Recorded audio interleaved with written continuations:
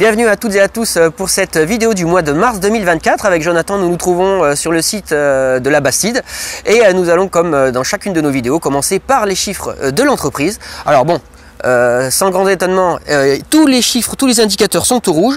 Alors vu le résultat de ce début d'année, l'objectif des 245 conducteurs receveurs sur l'année 2024 nous semble être difficilement atteignable, ce qui ne va pas dans le sens de l'amélioration des conditions de travail. Comme nous en parlions lors de notre dernière vidéo sur l'enquête de travail réalisée par l'entreprise et la mise en place de groupes de travail concernant le roulement à la conduite, il faut repartir sur de bonnes bases. Il nous faut plus de conducteurs. Il n'y a pas d'autre chose, il nous faut plus de conducteurs, c'est juste la base de notre entreprise. Les chiffres parlent d'eux-mêmes, alors je ne vais pas tout détailler comme à chaque fois, mais on va juste reprendre quelques chiffres parlants. Donc par rapport au mois de janvier, nous prenons les chiffres de février 2024, nous sommes à 2831 salariés contre 2836 le mois d'avant.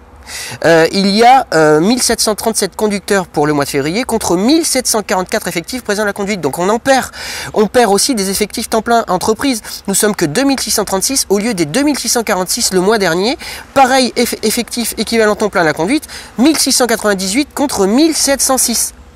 Alors nous avons encore moins de temps complet, donc 2529 contre 2542 le mois d'avant. Et des temps partiels, nous en avons plus, 161 temps partiels contre 158. Donc c'est plus possible.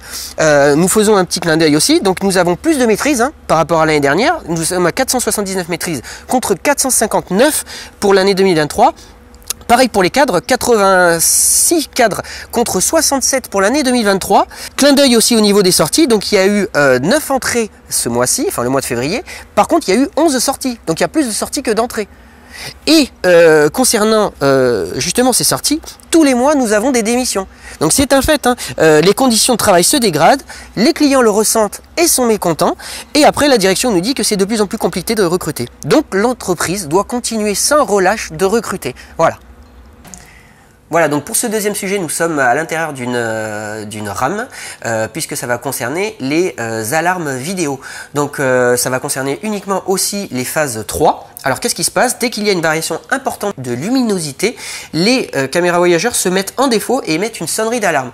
Donc certes, le conducteur, lui, peut désactiver ce message d'erreur à tout moment, mais celui-ci reprend dès qu'il y a juste une baisse de luminosité, et ça peut se reproduire une centaine de fois juste sur son parcours. Donc on sait que la conduite au tram, elle est assez stressante, avec une charge cognitive importante avec la veille. Donc cette anomalie qui n'arrive pas à être solutionnée devient vite problématique. C'est la raison pour laquelle nous en avons parlé lors du dernier CSE. Et si vous constatez que la RAM est en défaut vidéo avec cette sonnerie récurrente, pour des raisons de sécurité, vous devrez la ramener au dépôt dans les meilleurs délais. Et si vous êtes l'objet de remarques à propos de cette procédure, nous vous invitons à venir nous contacter. À titre d'information, le président de Bordeaux Métropole, M. Anziani, vient de démissionner pour des raisons de santé. Il a laissé sa place au profit de Mme Christine Bost, qui prend le relais. Donc nous prévoyons d'avoir un rendez-vous avec elle afin de nous rassurer sur sa vision côté transport, puisque c'est la branche qui nous concerne, et surtout de pouvoir garder ou de préserver ou d'améliorer les conditions de travail de nos collègues de l'entreprise. Nous allons maintenant nous attarder un petit peu sur le projet de réorganisation de la cellule des systèmes industriels. Donc même si le projet est positif sur le papier, puisque 95% des collègues sont d'accord avec ce projet, et qu'il doit être mis en place là le mois prochain, donc début avril 2024, nous avons voté contre cette infoconsultation. Alors pour bien comprendre, il faut savoir que notre rôle d'organisation syndicale, c'est de garantir le cadre légal de ces opérations et surtout d'alerter si nécessaire. En effet, nous devons nous prémunir et anticiper les problématiques qui pourraient survenir après. C'est la raison pour laquelle nous avons voté contre pour les deux raisons suivantes. Donc premièrement, ils ne sont déjà pas à l'effectif nominal, puisqu'il manque des agents.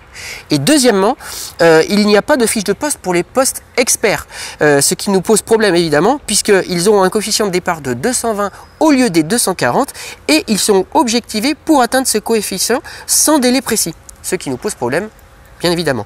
Donc vu les délais de recrutement dans l'entreprise, comme nous en avons parlé déjà précédemment avec les 245 conducteurs qui ne seront pas recrutés, nous ne pouvions pas cautionner ce projet. Alors nous allons encore parler du bus express parce que c'est un sujet.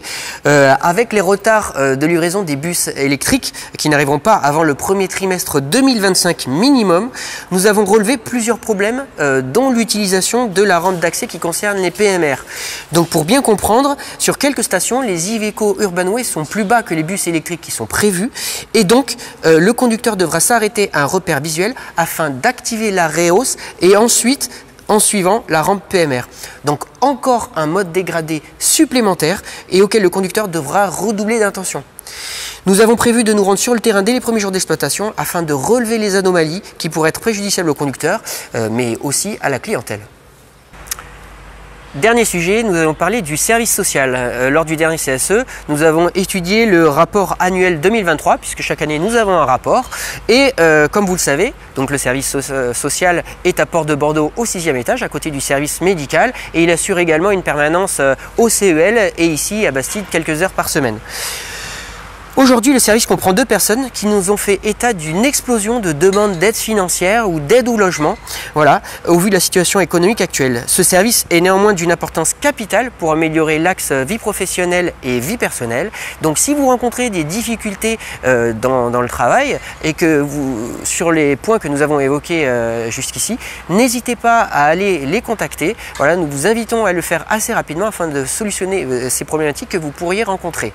Voilà, nous arrivons maintenant à la fin de cette vidéo. Nous vous remercions pour l'attention que vous avez manifestée pour celle-ci. Nous vous invitons aussi à la partager et nous vous invitons aussi à venir nous interpeller si vous nous voyez sur le terrain, si vous nous voyez dans les salles conducteurs ou même directement au 6e étage à Porte de Bordeaux. Nous vous souhaitons une bonne journée et nous vous disons à la prochaine vidéo du mois d'avril 2024. À bientôt.